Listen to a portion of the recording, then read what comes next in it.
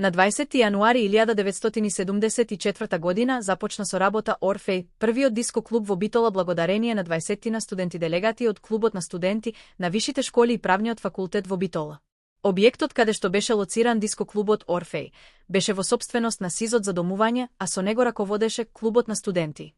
Првото раководство се состоеше од 10 студенти, раководени од управителот Славчо Тасевски, а за музиката како дискчокеј беа задолжени Пеце, наречен Чаршафот, и Ѓорши Божиновски Гоше. Во рок од година дена раководството во клубот се менуваше во неколку наврати.